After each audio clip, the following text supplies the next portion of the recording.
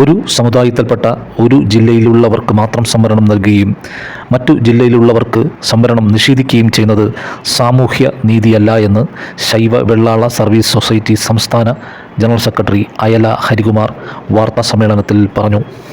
മറ്റു ജില്ലകൾക്ക് നൽകിയതുപോലെ സമാന ജീവിത നിലവാരവും സമാന സംസ്കാരവും സമാന ആചാരവും പുലർത്തുന്ന കേരളത്തിലെ ഇതര ജില്ലകളിലെ ആളുകൾക്ക് കൂടി ഈ സംവരണാനുകൂല്യം നൽകണമെന്ന് ഗവൺമെൻറ്റിനോട് ആവശ്യപ്പെടുന്നതിൻ്റെ ഒരു ഭാഗം കൂടിയായിട്ടാണ് ഈ മാസം 16-ാം തീയതി തിരുവനന്തപുരം വിവേകാനന്ദ ഹാളിൽ വെച്ച് ഈ സമ്മേളനം നടന്നത്. കേരളത്തിൽ ഏകദേശം 1.5 ലക്ഷത്തോളം ആളുകളാണ് ശൈവ വെള്ളാള വിഭാഗത്തിൽ സമുദായത്തിൽ പെടുന്നത്. ഇതിനൊരു ചരിത്രം പറയുന്നത് തമിഴ്നാട്ടിൽ നിന്നാണ് ഇതിൻ്റെ ആളുകൾ കേരളത്തിലേക്ക് കുടിയേറിയിട്ടുള്ളത്. നമുക്കത് മനസ്സിലാക്കാൻ കഴിയുന്നത് നമ്മുടെ സംസ്ഥാനത്തിൻ്റെ ജില്ലകളുടെ കിഴക്കൻ മലയോര മേഖലകളിലാണ് അധികവും ഈ ശൈവ വെള്ളാള വിഭാഗത്തിൽപ്പെടുന്ന ആളുകൾ താമസിക്കുന്നത്. നമ്മുടെ കേരളത്തിൻ്റെ ബോർഡർ ലൈനായ നെയ്യാറ്റിൻകര, പാറശാല, വിതുര, നെടുമങ്ങാട്, തിരുവനന്തപുരം, പുനലൂർ, പത്തനാപുരം, കോന്നി, റാന്നി, മണിമല, ഇടുക്കിയിലെ തൊടുപുഴ ഉൾപ്പെടെയുള്ള മേഖലകളിലാണ് ഞങ്ങളുടെ ഈ സമുദായത്തിൽപ്പെടുന്ന ആളുകൾ അധികവും താമസിക്കുന്നത്. തമിഴ്നാട്ടിൽ നിന്ന് കേരളത്തിൽ വന്ന ഞങ്ങൾക്ക് അന്ന് ഉപജീവന മാർഗമായി തിരഞ്ഞെടുത്തിരുന്നത് കൃഷിയായിരുന്നു. കൃഷിയും കൊച്ചു കച്ചവടങ്ങളും ഒക്കെ ആയിരുന്നു. അതോടൊപ്പം പാരമ്പര്യമായി ഞങ്ങൾക്ക് അവകാശപ്പെടുന്ന മറ്റൊരു പ്രധാന സംഗതി, ഒരുപക്ഷെ കേരളീയ പൊതുസമൂഹം അർഹിക്കുന്ന പ്രാധാന്യം കൊടുക്കാൻ കഴിഞ്ഞിട്ടില്ലാത്ത ശ്രീ തൈക്കാട് അയ്യാഗുരുസ്വാമി ശൈവ വെള്ളാള സമുദായ കുലജാതനാണ്. അദ്ദേഹം നമ്മുടെ തിരുവിതാംകൂർ രാജകൊട്ടാരത്തിലെ സൂപ്രണ്ട് പദവിയിലിരുന്ന ബഹുമാന്യനായിരുന്നു. തിരുവിതാംകൂർ രാജകൊട്ടാരം അദ്ദേഹത്തെ എല്ലാ തരത്തിലും ആദരിച്ചിട്ടുണ്ട്. അതിൻ്റെ തെളിവാണ് കൊട്ടാരത്തിനകത്ത് നമ്മുടെ തൈക്കാട് അയ്യാഗുരുസ്വാമിയുടെ പ്രതിമ വെച്ച് അവിടെ പൂജിക്കുന്നുണ്ട്. അന്ന് കൊട്ടാരത്തിൻ്റെ നിർദ്ദേശാനുസരണമാണ് തൈക്കാട് പൊതുശ്മശാനത്തിൽ ഒരു ക്ഷേത്രം, ശിവക്ഷേത്രം തന്നെ പണിഞ്ഞ് അദ്ദേഹത്തിൻ്റെ ആഗ്രഹ പൂർത്തീകരണം നടത്തിയിട്ടുള്ളത്. അദ്ദേഹം ഈ ശൈവ വെള്ളാള കുലജാതനാണ്.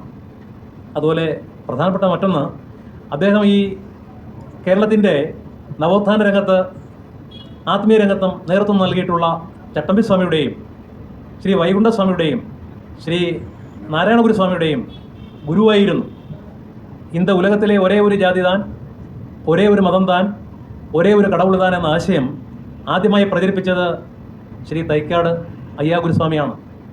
പന്തിഭോജനം ഉൾപ്പെടെയുള്ള സാമൂഹ്യ നവോത്ഥാനത്തിന് കേരളത്തിൽ തുടക്കം കുറിച്ചത് തൈക്കാട് അയ്യാഗുരുസ്വാമിയാണ്. അദ്ദേഹത്തിൻ്റെ പിൻതലമുറക്കാരാണ് ഞങ്ങൾ.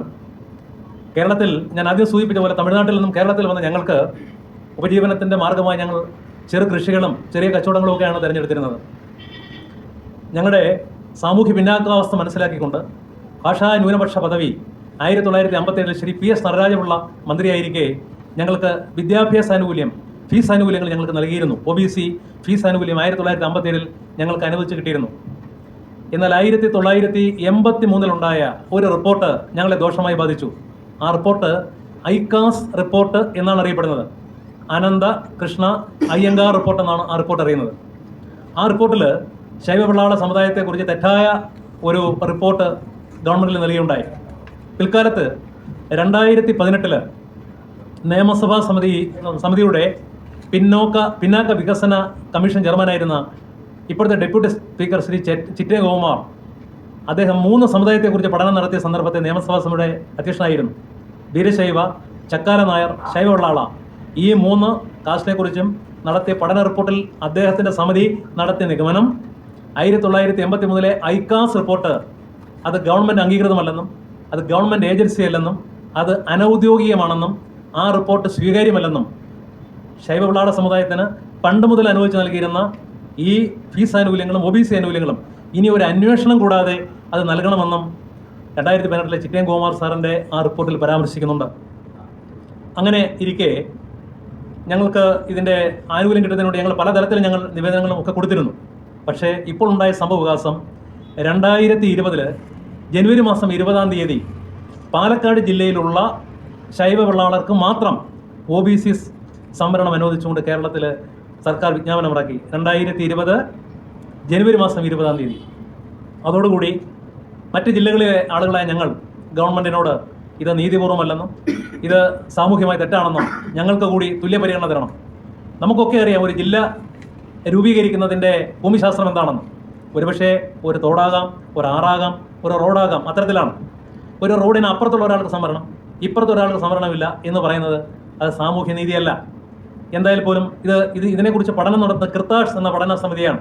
ആ സമിതി എന്തായാലും ഒരു ജില്ലയ്ക്ക് ഒരു റോഡിന് അപ്പുറം ഇപ്പുറം ഉള്ളവരുടെ ജീവിത നിലവാരത്തിൽ അത്രത്തോളം വ്യത്യാസം വരത്തില്ലെന്ന് മാധ്യമ സുഹൃത്തുക്കളായി നിങ്ങൾക്കും കാര്യങ്ങൾ മനസ്സിലാക്കാൻ പറ്റുന്നതാണ്. ഇപ്പോൾ ഞങ്ങൾ കൊടുത്ത നിവേദനം ഗവൺമെൻറ് ഗൗരവപൂർവ്വം പരിഗണിക്കുകയും ആദ്യഘട്ടത്തിൽ തെക്കൻ ജില്ലകളുടെ പഠനം പൂർത്തീകരിക്കുകയും ചെയ്തു. അതിനുശേഷം വടക്കൻ ജില്ലകളുടെ പഠനത്തിന് ഒരല്പം കാലതാമസം വന്നു. അവിടെ സമുദായങ്ങൾ എവിടെയൊക്കെയാണെന്ന് നല്ല ധാരണ കണ്ടെത്താൻ ഗവൺമെൻറ് കഴിയാതെ പോയി.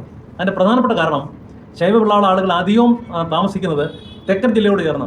വടക്കൻ ജില്ലകളിൽ നാമമാത്രമായി കുറച്ച് ആളുകൾ മാത്രമേ ഉണ്ടായിട്ടുള്ളൂ. അവിടങ്ങളിൽ ഞങ്ങൾ പോയി ഗവൺമെൻറ്റിന് ആവശ്യമായിട്ടുള്ള സമുദായങ്ങളുടെ ലിസ്റ്റുകൾ കൊടുക്കുകയും ആ കിർത്താഡ്സിൻ്റെ അവരുടെ പ്രവർത്തനത്തിന് ഞങ്ങൾ സഹായിക്കുകയും ചെയ്തു. ഇപ്പോൾ ആ ഘട്ടമൊക്കെ കഴിഞ്ഞു. ആ റിപ്പോർട്ട്, അതായത് കേരളത്തിൻ്റെ ബാക്കി 13 ജില്ലകളുടെ റിപ്പോർട്ട് ഇപ്പോൾ ഗവൺമെൻറ് കയ്യിൽ എത്തിക്കഴിഞ്ഞു.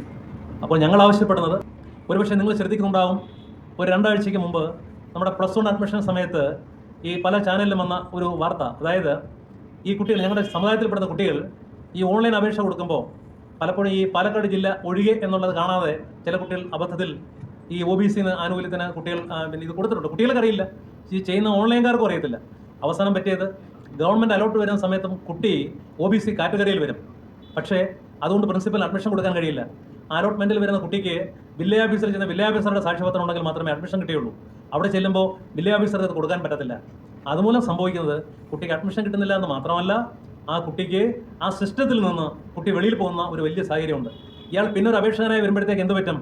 ഈ അഡ്മിഷൻ്റെ ആ ഘട്ടങ്ങളെല്ലാം കഴിയുകയും അയാൾ ആഗ്രഹിക്കുന്ന കോഴ്സും ആഗ്രഹിക്കുന്ന സ്കൂളും കിട്ടാത്ത തരത്തിൽ ഒരുപക്ഷെ അഡ്മിഷൻ പ്രോസസ്സിൽ നിന്ന് പോലും വെളിയിൽ പോകുന്ന ഗുരുതരമായ ഒരു സാഹചര്യം 2 ആഴ്ചയ്ക്ക് മുമ്പ് നിങ്ങൾ ഒരുപക്ഷെ കണ്ടിട്ടുണ്ടാവും.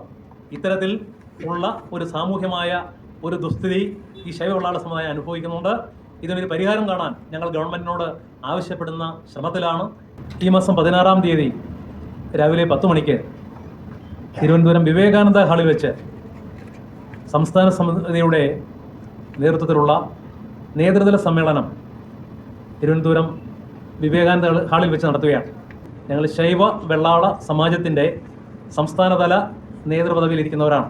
ഈ സമിതിയുടെ രക്ഷാധികാരി തലമുതിർന്ന ശ്രീ അർജുൻ പ്രസാദ്, സമിതിയുടെ സംസ്ഥാന വൈസ് പ്രസിഡന്റ് ശ്രീ മാത്ര രവി സാറ്, സർവീസ് സൊസൈറ്റിയുടെ സംസ്ഥാന ഖജാൻജി ശ്രീ കെ രാമേന്ദ്രൻ പ്രസാദ്, ഇതിൻ്റെ vice president Shri K Shashankumar, joint convener Shri Rajan Pillai ഉൾപ്പെടെയുള്ള ആളുകൾ ആണ് ഈ പ്രസ് കോൺഫറൻസിൽ പങ്കെടുക്കുന്നത്. ഞാൻ സംസ്ഥാന ജനറൽ സെക്രട്ടറിയാണ്. പേര് ഐലറ ഹരികുമാർ എന്നാണ്.